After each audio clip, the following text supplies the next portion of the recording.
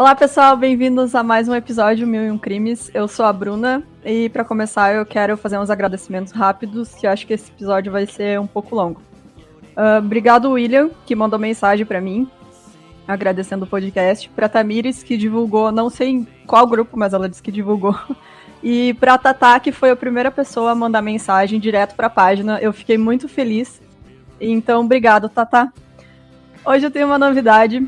Para começar, então já tô falando a gente porque não estou mais sozinha. Agora temos mais uma pessoa para me ajudar e para que vocês não fiquem tão entediados ouvindo só a minha voz, contando a história. Então, quem vai participar comigo no podcast é a Fábio. Fábio, seja bem-vinda. Então, conta aí, se apresente, conta a sua história e aí depois a gente conversa. Olá, tudo bem? Eu quero agradecer a Bruna e olá ouvintes, eu agora sou a mais nova membro oficial do Mil e Um Crimes. Isso aí. A Bruna estava lá na vida dela e aí chegou uma pessoa, né, uma mensagem estranha dizendo que olá, eu também sou obcecada por crimes violentos, vamos ser amigas? Vamos ser as pessoas estranhas juntas? Vamos! E aí, e foi isso, né? Fiz um stalking básico antes pra ver se não era bolsominion, pra ver se não era as coisas estranhas aí que a gente vê, né? E não era, e vi que a gente tinha muita coisa em comum mesmo. Tanto que quando a gente foi conversando, né? A gente sempre falava, e aquele caso, né? E não sei o quê. E as duas foram, né, se conhecendo melhor e bateu, né?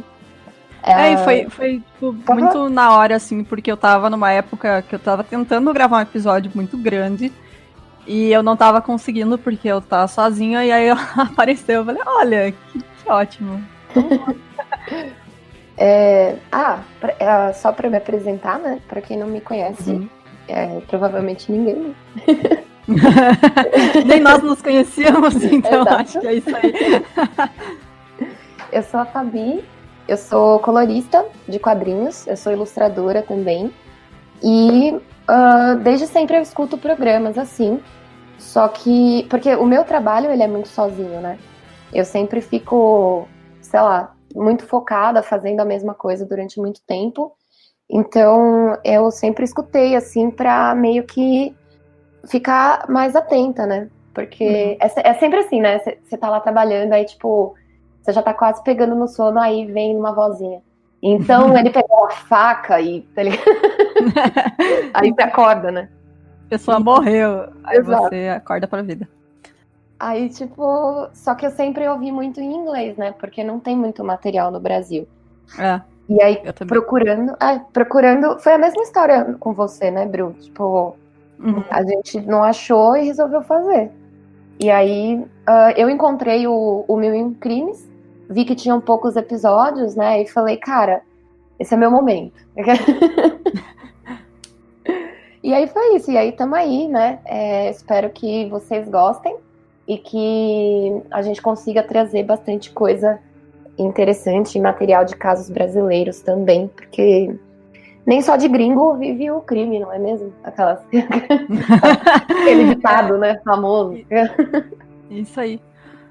E pra começar, então, a estreia da Fabi aqui, eu falei pra ela escolher um caso, e ela optou pelo Maníaco do Parque. Então, vai ser um clássico do Brasil. Eu queria que fosse um clássico, né? É isso mesmo que você disse. eu tava lendo nessas nossas pesquisas que é o caso que os brasileiros mais lembram, o caso criminal. Então, E eu acho que também, por exemplo, pela nossa idade, a gente tem mais ou menos a mesma idade, né? E meio que foi o que marcou também, né? Tipo, todo mundo lembra, né? Porque foi, saiu em todos os lugares, né? Tipo, e serial killer não é uma coisa que tem muito, assim, né, no Brasil. Tem vários, mas a gente não fica... Existem alguns casos, né? Mas a gente... Não sei, ultimamente não tem tanto, né? Acho que o último que eu vi foi uns 10 anos atrás. Ainda bem, né? Que bom. Ou tem, a gente não sabe, né? Tem uns aí, né? Que tipo... Que não são diretamente serial killers, mas tipo, que cancelam insulina do SUS, sabe? Aí, sim. Aí, é quase a mesma coisa. Mass killers. Exato. Enfim, vamos então para o episódio de hoje. Francisco de Assis Pereira, que é o maníaco do parque. Este moço, ele nasceu em 29 de novembro de 67 e ele sempre disse que ele tinha terrores noturnos, ele tinha pesadelos dele desde a infância até a idade adulta, deve ter até hoje, espero que sim. Eu também. Que ele acordava aterrorizado e tinha pesadelos, etc. A família dele sempre teve dificuldades financeiras, eles se mudavam bastante, o pai dele trabalhava no que dava, a mãe dele também. E aí, em 97 eles se mudaram para Guaraci. Mas isso foi mais tarde, né? Que depois o Francisco ficou lá em São Paulo. Ele morou um tempo na empresa, né? Que ele trabalhou. Isso, Depois, quando ele virou motoboy, ele morava na empresa lá, tinha um quartinho pra ele. Uhum. E tanto que o chefe dele dizia que ele vivia levando mulher lá, enfim. Não vai entender, né? Assim, a infância dele, né? Acho que é importante a gente falar disso, porque normalmente, né, na maioria dos casos que a gente conhece, as crianças que acabam se tornando psicopatas, né? Eles sempre sofrem algum tipo de abuso ou algum tipo de assédio na infância. Ou negligência, né? Ou negligência, né? E no caso do Francisco de Assis Pereira, né, que é o maníaco do parque, ele, quando tinha 6 anos de idade, sofreu um abuso sexual da tia dele, onde ela pediu para ele morder os seios dela e tocar as partes íntimas. Ele também já apresentava sinais de que tinha probleminha, né? Porque a avó dele rejeitava ele e chamava ele de assassino e monstro, porque uma vez ele matou um pássaro e tentou fritar o pássaro. Então, eu vi algumas fontes também que falaram que ele tentou comer o pássaro depois de matar o pássaro. Né? Tá certo. Daí, mas além disso, a família sempre diz que ele era uma criança normal, assim, apesar de tudo. Então, tipo, acho que eles falavam que ele era mais quieto, mais normal. Isso. E que a mãe deles, dos irmãos, ele era o que melhor se adaptava às mudanças constantes da família. Então eles nunca se preocuparam muito com ele. Mesmo porque o cara não tava... Nossa, imagina se ele era o mais normal, como que eram os outros. Né? A gente não sabe. Não, ele é o mais normal. O mais velho é o Ted Bundy. E ele tem uns probleminhas, foi fazer intercâmbio. Nossa, gente. Ele... Desde jovem, então, ele gostava de patinar, né? Ele ganhou patins bem criança já, e era isso que ele fazia, ele adorava fazer isso. Ele ia pra cidade, desde quando ele morava em São Paulo, ele ia visitar a família, ele levava os patins e fazia apresentações até na praça da cidade que a família tava. Ele era super, parece que ele era super conhecido, assim, no Ibirapuera. Isso, ele tinha, a família até hoje deve ter eles tinham na época nas entrevistas os troféus e medalhas que ele ganhou nas competições de patinação e tudo mais. Então, ele era conhecido por isso, assim, por ser patinador. Tinha um apelido lá de Chico Estrela, né? Isso, era o apelido dele. E aparentemente ele era super de boa, né? Tipo, o cara era mal de boa, tranquilo. Aparentemente. Meio probleminha, né? Desse negócio de ficar matando bicho aí na infância, mas sempre é meio esquisito, né? Mas eu acho que a patinação ele não conseguia muito dinheiro, então ele fazia outros bicos ou ficava desempregado. Tanto que ele foi meio que trampar de motoboy, que é um trampo que você não é necessariamente registrado, né? Ele pode ser mais informal. Isso. Sim. Ainda quando ele ainda morava com a família dele, ele conhecia uma menina chamada Janete. E a Janete era 9 anos mais nova que o Francisco. E ele ficava falando que quando ela fosse mais velha, eles iam namorar. E aí, quando a Janete fez 19 anos, eles começaram a namorar. E ela engravidou em 95. Mas o Francisco, ele não quis casar com ela e brigou com a família dela. Ele disse que só ia casar com ela quando ele conseguisse sustentar a família.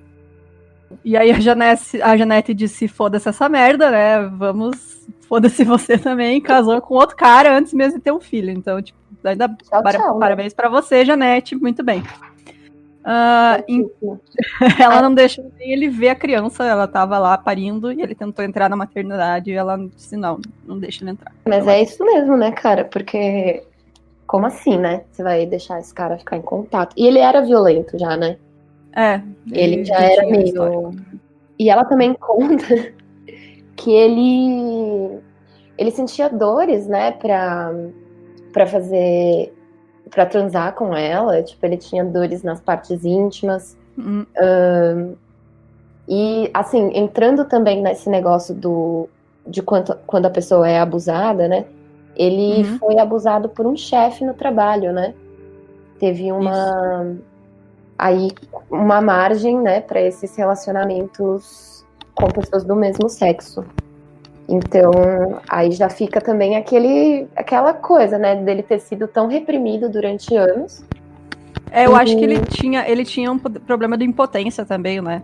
E aí ele ficava com raiva quando as mulheres falavam isso e ele acabava agredindo elas. Várias das vítimas dele, ele só estuprou após ter matado. Né? Isso, porque ele não conseguia manter a ereção muito tempo. Pois é.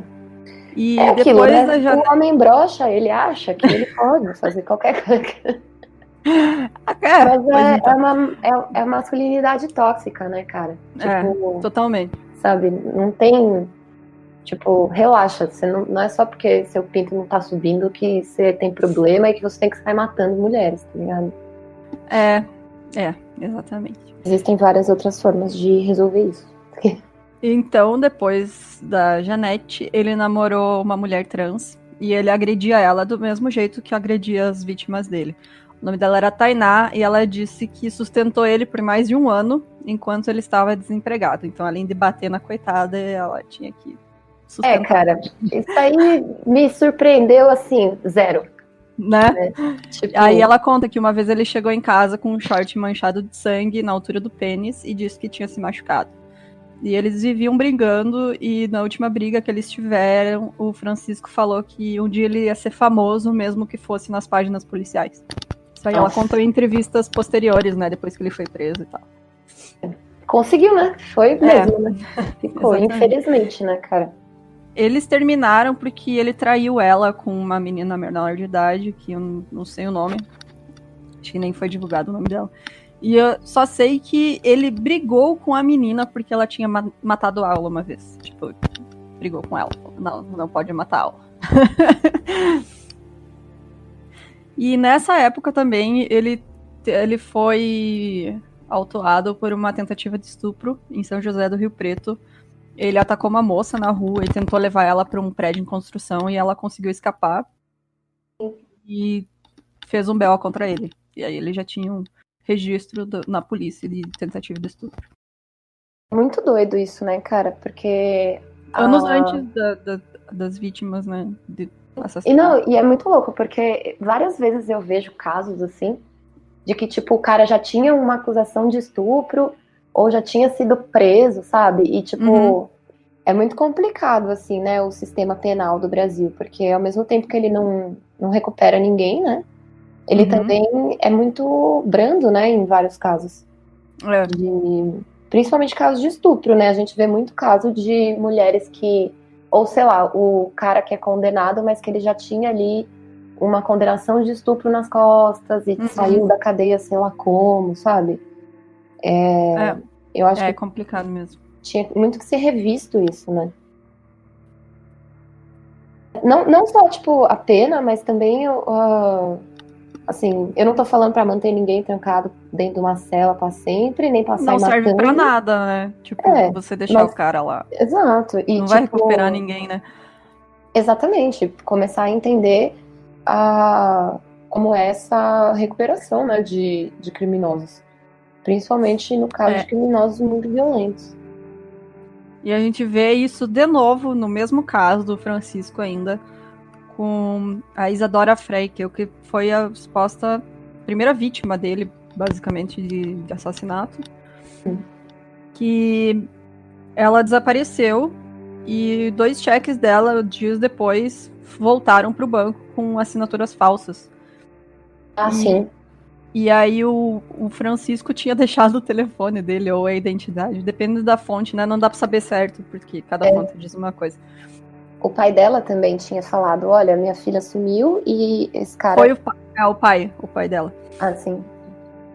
E o Francisco tinha deixado a identidade dele atrás do cheque, e o pai foi lá na delegacia e falou, ó, esse cara tá usando o cheque da minha filha, eu não sei quem ele é, ela tá sumida e tal, e a polícia, tipo, foda-se, não deu muita bola pra ele. Então, tipo, 2 vezes já a polícia teve já chance de fazer, né, alguma coisa, evitar os crimes, e não fizeram nada, né?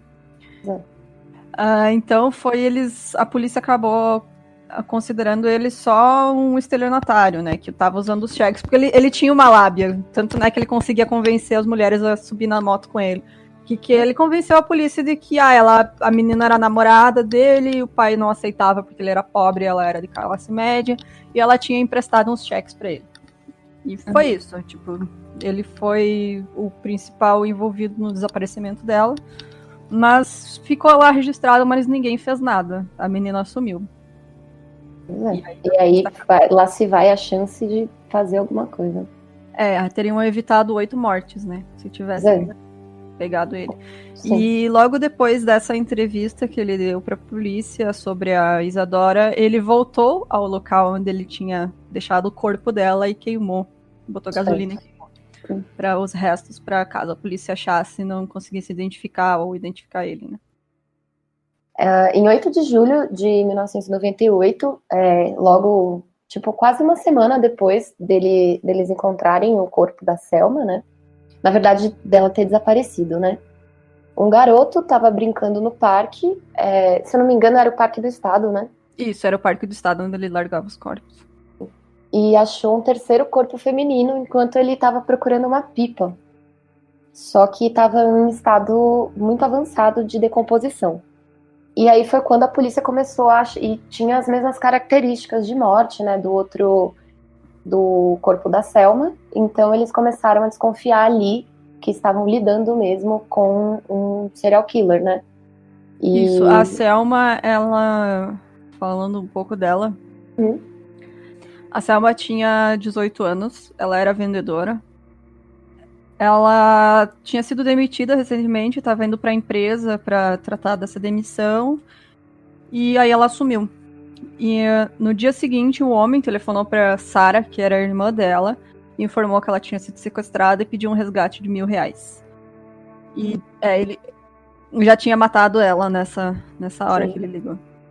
Pois é, né, ele disse que voltaria no final da tarde e não ligou mais, né? Tipo, ele não quis, acho que ele deve ter achado que seria muito arriscado ir atrás do dinheiro e tal.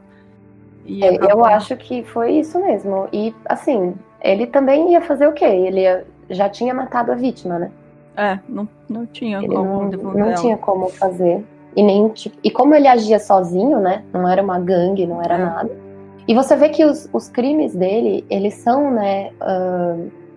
eles vão ficando cada vez mais de qualquer jeito, e você percebe que é de impulso, né? Isso, ele disse até em entrevistas depois que ele acordava com aquela vontade e ele tinha que fazer. Não interessa o dia, a hora, tipo, ele ia nos metrôs, geralmente, e abordava mulheres. E o que ele fazia? Qual que era o modus operandi dele, então? Ele abordava mulheres jovens, geralmente eram morenas, né, de cabelo médio, assim, perto, um pouco abaixo do ombro. E todas elas tinham um corpo bonito, eram jovens, etc. E ele abordava elas e dizia ser fotógrafo. E estava recrutando modelos, né? Isso, modelos ou para revista ou para marca de cosméticos, enfim, ele improvisava. E aí ele convencia, geralmente essas meninas jovens estavam procurando emprego ou queriam dinheiro para ajudar a família, então elas aceitavam e iam com ele. Aí ele dizia, vamos tirar umas fotos ao ar livre. E aí elas iam com ele na moto, ele ia até o Parque do Estado em São Paulo, e daí ele abusava delas, chegava lá e ele mostrava os corpos e atacava elas. E estrangulava e estuprava elas e matava. Nossa, cara, é muito, assim, eu acabo sempre me colocando, assim, no papel da moça lá, né, e tentando imaginar, assim, como deve ser complicado, né, cara, você vê o que está acontecendo. E tanto que teve uma das vítimas... Não, eu ia falar que o terror delas, porque elas chegavam lá e já tinham outros corpos. Ele matava no mesmo lugar sempre. Daí, tipo, elas viam que não interessa o que elas iam fazer, ele ia matar elas, sabe? Não, teve uma. Ele falou até numa entrevista também que teve uma das vítimas que quando ela chegou lá e ela percebeu que ia morrer mesmo, que ela chegou pra ele e falou assim: por favor, só não pode parar de bater na minha cara, por favor, não faça mais isso. E ela mesma ajoelhou e ele foi lá e pegou um cadarço de tênis, né, de sapato, e enrolou no pescoço dela e estrangulou a moça. E ela já, tipo, tava conformada, assim, sabe? Caralho. Já viu que é muito triste, né? Foda. Então, depois foi em 13 de julho, acharam a Selma junto com outro corpo em decomposição. E aí, em 8 de julho, um garoto que brincava pelo parque foi catar uma pipa e achou um terceiro corpo, também em avançado estado de decomposição. Aí que a polícia começou a suspeitar que eles estavam lidando com um serial killer. E a partir daí, as autoridades deram início a uma busca. Eles pegaram catálogos de mulheres desaparecidas e, ao mesmo tempo, fizeram busca pelos territórios do parque. E no dia seguinte, em 9 de julho, mais 3 corpos foram localizados. E eles apresentavam todas as mesmas características, né? Estrangulamento, marcas de mordidas, que davam pra ver, né? Alguns eram só esqueletos, né? E foi super difícil pra até reconhecer, né? Tem vítima que até hoje não foi reconhecida, né? Então a gente tem nome de algumas, né? Só. Não tem o nome de todas porque não tiveram como reconhecer alguns corpos. Nossa, isso é muito cruel, né, cara? E ele não fala, né? Porque ele, na verdade, ele nem sabia o nome delas. Tipo... Porque ele é muito, muito filho da puta, assim, sabe? Tipo, ele nem sabe quem ele tá matando, nem quer saber, sabe? Exatamente. Aí outra dessas vítimas, então, teve a Selma e teve a Elisângela Francisco, também, de 21 anos. Foi uma que foi encontrada do lado da Selma, né? Acho que sim. Foi Elisângela Isso, ela foi encontrada. Ela foi identificada uns dias depois, né, de ter encontrado ela. Isso. Ela tinha vindo de Londrina, morava em São Paulo com a tia. E ela tinha ido pro shopping com uma amiga na zona oeste de São Paulo e nunca mais foi vista depois que ela saiu de lá.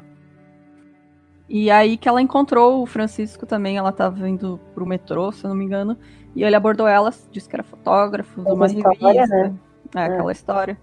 E ela aceitou a proposta, ela, né, não achou que ele fosse um bandido, e aí ele levou ela pro Parque do Estado, onde as supostas fotos seriam tiradas, e atacou ela. Cara, e é muito complicado, né? Tipo, porque eu já escutei várias coisas, assim, né? De, mas como que você cai nessa lábia, não sei o quê. Cara, tu nunca pensa o pior, sabe? Exato. E outra, primeiro de tudo, nunca culpe a vítima, sabe? Não culpe a vítima. E outra coisa, imagina você lá, você tem lá, você acabou de perder teu emprego, você não sabe como você vai se sustentar, e aí aparece um cara prometendo mundos e fundos, um cara que aparentemente super simpático. Ele era super simpático, ele tinha uma lábia boa. Sim, educado. Ele era educado, não aparentava ser uma pessoa ruim, assim. Então, cara, eu cairia, sabe? Qualquer pessoa poderia cair. E outra vítima também foi a Patrícia Gonçalves, que tinha 24 anos. Ela nunca revelou pra família, mas o sonho dela era ser modelo. Então acho que ela também caiu fácil no papo dele, que ela, no dia 17 de abril, ela saiu da casa da avó e desapareceu. O corpo dela foi descoberto daí junto com os outros. Ela só foi identificada porque do lado do corpo foram encontradas roupas e as bijuterias que ela usava. E a outra vítima que se tem o nome, né, é a Raquel Rodrigues, que tinha 23 anos. E ela estava em São Paulo, ela era de Gravataí, no Rio Grande do Sul, e ela estava em São Paulo para ganhar dinheiro para ajudar a família. E aí, essa é a moça que estava no metrô e ela ligou para a prima, né, para avisar. Foi muito importante isso, né? Elas tinham esse código, né, de uma ligar para outra para falar que ia sair com o cara, né? E aí ela ligou. Ele abordou ela No metrô Jabaquara? No metrô, e ela se interessou por ele, assim. Disse, vou aproveitar, né? Conhecer esse cara e tal. E aí ela ligou pra prima e falou, eu vou ir com esse moço, ele tá me convidando pra tirar foto. E a prima disse, não, acho melhor tu não ir. E ela disse, eu não vou. Só que ela não voltou mais. Porque ela foi? Ela foi, acabou indo. Infelizmente ela foi. E essas são as vítimas que a gente tem os nomes. As outras, infelizmente, não tem como saber, porque até hoje não foram identificadas. E ele também, assim, só voltando na Raquel, ela é tipo, essa ligação foi muito chave para que começassem essa captura dele, né? Isso. Que a polícia começou a linkar, né? Sim. Os vários acontecimentos, né? Entre eles essa moça, a prima, né? Que avisou pra polícia que ela não tinha voltado. Não, e além dessas moças que ele matava, ele também, durante esse tempo, ele estuprou várias mulheres. No parque. Ele não chegou a matar, né? Que ele não chegou a matar no parque. Principalmente no parque, né? Que ele frequentava. Inclusive foi daí que começaram, porque quando a polícia começou a divulgar que tinha um maníaco, várias mulheres vieram à frente, né, pra falar. Isso. Olha, que elas tinham sido atacadas e daí ou fizeram abordadas, né? Teve uma moça que ela ligou pra polícia e pediu pra não ser identificada, porque ela havia sido abordada por ele também. E só que ela não quis saber dele, tipo, xingou ele, falou, não quero, ele ficou insistindo. Aí quando ela ameaçou chamar a polícia, que ele pegou e deu um cartão pra ela, e com o número. E aí depois, quando começou a ser divulgado o caso e tal, que eles estavam à procura, quando a polícia ligou nesse número, era a empresa de motoboy. Que ela forneceu esse número, falou pra polícia, esse cara me abordou e tal. E eles ligaram, era uma empresa de motoboy. Ela, tipo, na verdade, assim, ele foi super invasivo e ficou insistente pra caralho, enchendo o saco. Não, vamos. E ela falou, não, cara, eu vou chamar a polícia. E aí foi quando ele falou, não, toma aí meu cartão e a gente se fala. E assim, mesmo assim, ela chamou a polícia. Então fica aí a dica, viu, meninas? E aí que foi a polícia começou a fechar o cerco, né? Eles começaram a pegar esses relatórios de estupro que tinha no parque, começaram a fazer um retrato falado das mulheres que tinham sobrevivido. E aí chegaram nessa outra moça aí, que foi uma das dicas, né, que eles receberam pelo telefone. E foram retrato falado, e aí foram nessa empresa de motoboy. E quando chegaram lá, o chefe do dono falou, não, ele tinha deixado outro nome pra ela, né? Não lembro o nome falso. Era um outro nome, era Elias? Não sei, enfim, era um outro nome. Chutei, E aí o chefe falou, não tem essa pessoa aqui, mas um funcionário meu sumiu, deixou um bilhete e fugiu, tipo, basicamente. Deixou um bilhete, ele pediu desculpa e disse que era hora dele ir embora. E aí, dentro do bilhete estava um jornal com o retrato falado dele, que era o Francisco. E aí, quando eles conseguiram o nome dele mesmo e começaram a divulgar pra imprensa, todo mundo, o Francisco, que era o maníaco do parque. Na verdade, foi quando eles conseguiram confirmar, quando ele, o dono da empresa lá, ele falou que tinha um problema numa privada lá. Isso, e foi aí, no mesmo dia que eles foram lá, mais tarde ele foi mexer nas privadas. Exatamente. E ele foi limpar lá, que tava com... porque assim, o maníaco do parque, ele guardava os seus troféus, né, das suas vítimas. E aí ele queimava em algum momento e jogava lá na privada. E uma hora essa privada entupiu. E aí foi quando eles encontraram a identidade da Selma, né? Isso, que era uma das vítimas que eles tinham identificado já. Exato. E aí foi quando confirmou e a polícia teve a prova cabal de que era mesmo ele. E aí começa a caçada atrás dele, né? Aí ele já tinha fugido mesmo. Ele tinha... Daí já tava a nível nacional, todo mundo noticiando, né? Que estavam procurando ele. E tinha gente dizendo que ele tinha passado pelo Rio de Janeiro e pelo Mato Grosso do Sul e pelo Paraná, se não me engano. Sim. Ele foi tentar até lá pelo Paraguai, Argentina, né? Ele disse que foi até a Argentina, mas teve que voltar porque o visto dele não estava tipo, tinha vencido, mas tu não precisa de visto pra ir pra Argentina, não faz sentido isso. Então, eu, assim, só precisa da sua identidade, né? Então, talvez Ele não esse queira seja o ter ido problema, pra né? não denunciar que ele tava lá. Tipo, porque você tem que mostrar, né, lá na fronteira. E É. aí, é isso aí. E outra, como ele tava indo de... Tipo, provavelmente ele não tava indo de avião, né?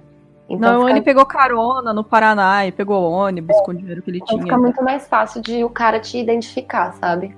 É. Então ele foi pego, na verdade, em 4 de agosto de 98, no Rio Grande do Sul. Era uma cidade, na cidade de Itaqui, que fica no Rio Uruguai. Tinha uns pescadores lá e ele apareceu por lá e pediu ajuda pros pescadores. Disse, posso ficar aqui com vocês? E a família, tipo, deixou. E aí eles começaram a desconfiar. Eles olharam, pelo que eu li, foi a mulher do pescador que foi mexendo nas coisas dele uma hora e viu que a identidade dele era o cara que estava sendo procurado. E aí eles chamaram a polícia e ele foi preso. No dia 4 de agosto Isso. de 98. E aí, desde Exatamente.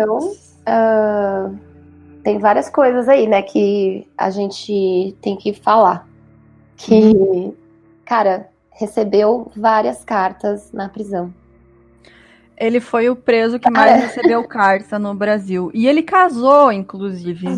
Casou. Tipo, com uma mulher que ele tinha conhecido durante o julgamento. E tipo, as mulheres mandavam carta pra ele, apaixonada. Tipo, sei lá, né? A gente tem maluco pra tudo. Cara, eu acho que assim, é muito surreal isso, porque mano, mulheres. Como assim? foda, Gente, não podemos, né? Tanta gente por aí no mundo, né? Você vai. Tipo... procura um que tenha feito outro crime aí, um grande banco, né? uma coisa mais leve, né? Um cara que queimou um Bradesco, alguma coisa assim. Aquelas, né? Não, foi um pino, Bradesco. Mas é foda, cara. Sim. E ele foi interrogado, né? E aí ele acabou assumindo a culpa de novo. Logo nos dias seguintes que ele foi preso, a polícia ficou interrogando ele e ele confessou completamente. Ele disse, não, eu matei todas essas mulheres aí que vocês estão falando. Todos os corpos que vocês acharam, fui eu. Fui eu, Se encontrar mais algum, também fui eu. Foi basicamente isso aí que ele disse. Ele tanto que ele confessou ter matado a Isadora sem nem perceber, assim, tipo... tu matou a Isadora também? Ele, foi. Foi, tava junto, né? Mas assim, aí entra aquele negócio, né, de que, inclusive, eu ouvi isso lá no podcast Cena do Crime, queria até dar os créditos, né, que no Brasil a gente não tem legislação criminal para serial killer, né? A gente não é preparado para isso. Não é, porque também não é tão comum. E aí ele acabou sendo condenado, porque assim, ele tinha sido acusado, acho que por 11 crimes, por 11 assassinatos, mas ele só assumiu a culpa de 9. E aí foram só 9 que conseguiram provar. E aí, entre essas acusações são homicídio, estupro, ocultação de cadáver e tudo mais. A pena dele foi de 162 anos, mas no Brasil a pessoa só pode ficar presa 30, né, no máximo. Então, 2028 ele já tá aí de volta nas ruas, né? Logo, né? É tenso, gente. E a gente não tem esse tipo de legislação para assassinos em série, né? Que não deixam de ser assassinos com um distúrbio psiquiátrico irreversível. Assim, psicopatia, né? É um distúrbio. Não tem cura, não tem o que fazer. O cara vai ter algum problema. Existem casos, assim, eu tava vendo um documentário sobre psicopatas em tratamento, né? Mas é porque, assim, eles começaram o tratamento antes de agir pela psicopatia, sabe?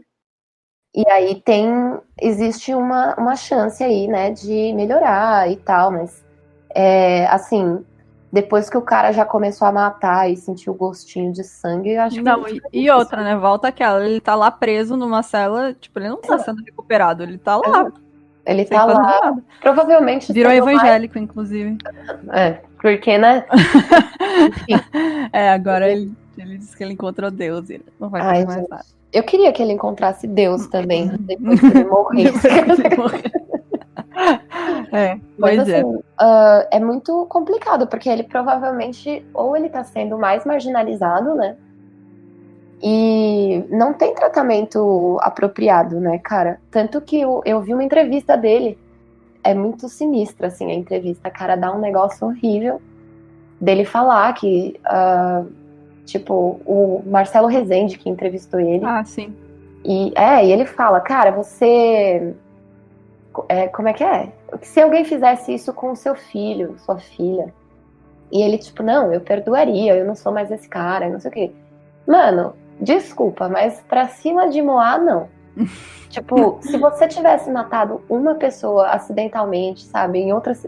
Nem assim, né? Mas, tipo, se fosse em outras circunstâncias, mas, cara, você matou, tipo, 11 mulheres de forma violenta, sabe? Cada caso é um caso, mas o dele realmente é bem complicado. Você falar, não, cara, tá tudo bem agora. Tá tudo bem porque ele tá na cadeia, sabe? E aí, quando ele sair e ele estiver andando numa rua sozinho com uma mulher... E aí der aquela vontade de novo, o que ele vai fazer? Exato. Ele vai se controlar? Ele falava que era involuntário, que era um negócio que ele tinha e tinha que fazer, então não dá pra saber se... Ele não tinha uma agenda, né? Ele tinha uma... Cara, bateu... É que nem, sabe? Tô com vontade de comer um chocolate hoje, cara. E é isso, sabe? É muito sinistro, assim. Então, eu acho que fica aí, né, esse pensamento, né, de realmente pensar em estruturar as leis de forma eficaz, porque... E o cumprimento delas, da pena também, né? Sim. Óbvio, ninguém vai ficar preso 162 anos, né? Mas assim, se a pena vai ser só de 30 anos, então, por favor, passe 30 anos educando esse ser humano, sabe? E assim, olha, eu confesso que eu já fui muito mais compreensiva, talvez, né? Com essa coisa de prisões perpétuas e tudo mais. Mas assim, eu acho que existem casos mesmo que são irreversíveis e são incuráveis, sabe? Então, entre colocar esse cara de volta na rua e machucar várias mulheres, desculpa, mas prefiro que ele fique dentro da cadeia mesmo, cara. Eu acho que a gente vai ver bastante casos assim, mais pra frente no podcast. Sim, tem vários, né? Não, ele não é o único, não. Existem, assim, a grande parte dos serial killers não tem o que fazer, o cara tem que ficar preso. Então, e acaba que... porque isso é um impulso instintivo, assim, né? Quase que animal do cara. E ele não tem essa percepção de dor que ele inflige, ele só quer o que ele quer e ele vai fazer tudo pra conseguir o que ele quer, sabe? Mas então, eu acho que é isso. Podemos finalizar. A última coisa, ele foi dado como preso, acho que... como morto em dezembro de 2000, porque teve uma rebelião na prisão que ele tava. Taubaté, né? E tinham reportado que ele tava preso, mas no fim não tava, ele tá vivo. E também outro fato curioso, o Pedrinho Matador ameaçou ele de morte na prisão. Também falaremos do Pedrinho Matador mais pra frente. Mas a princípio, só pra vocês terem essa imagem na cabeça, um maluco ameaçando o outro de morte. Rinha de maluco. Cara, mas é que, sei lá, né? Eles virem também, né, cara? Isso aí não é problema meu, não. É isso aí. Então, acho que vamos ficar por aqui. Pessoal, obrigada. Espero que vocês gostem. Com o tempo, a gente vai ficando melhor nisso aqui. Esse foi a nossa, né, o primeiro estreia juntas. Eu queria agradecer de novo a Bruna. Obrigada, Bruna. Obrigada a você. Eu tô adorando. Acho que a gente vai entrar no nosso ritmo, né? E com o tempo o podcast ele tem as características dele, né? E ele vai se adaptando e a gente vai melhorando. Então, dicas que vocês tenham aí, por favor, deixem Pode lá. Mandar. Isso, a gente agora tem um Instagram, né? Tem Instagram, tem Twitter, tem e-mail, pode mandar, é tudo @meu1crimes. Pode mandar para nós, o e-mail é @gmail.com. Em breve a gente vai lançar o site também. A minha amiga Shirley, linda, maravilhosa, está fazendo o site.